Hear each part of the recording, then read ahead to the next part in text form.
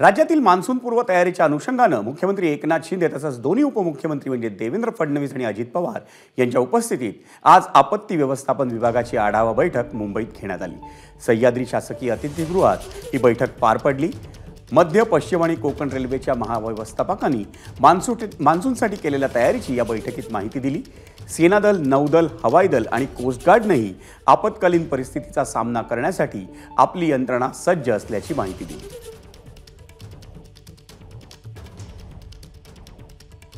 बैठकीमध्ये आपत्ती व्यवस्थापन, मान्सून पूर्व जी काही काळजी घ्यायची त्या सर्व डिपार्टमेंटच्या संदर्भात चर्चा झाली।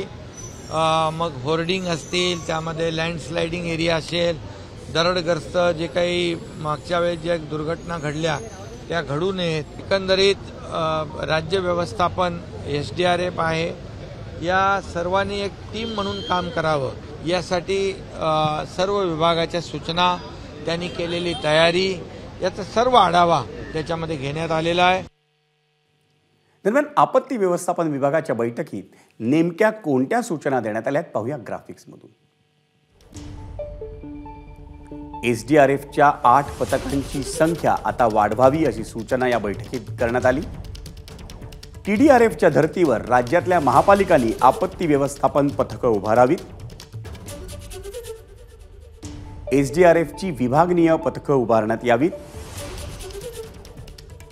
बचाव कार्यासाठी जाणाऱ्या स्थानिक तरुणांना प्रशिक्षण आणि आवश्यक ते साहित्य द्यावं। उल्हास नदीवरील बदलापूर बॅरेज येथील ब्रिटिशकालीन पिलर्स हटवण्यासाठी ठाण्याच्या जिल्हाधिकाऱ्यांना सूचना देण्यात आलेल्या आहेत।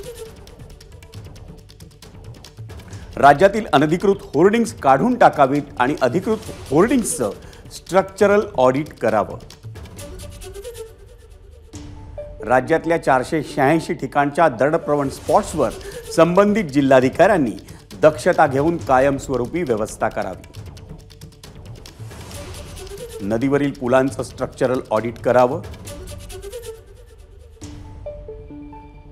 मुंबईतल्या रस्त्यांवरच्या मॅनहोल्सना झाकण आणि गर्डर बसवण्यात यावं। ABP माझा, उघडा डोळे बघा नीट।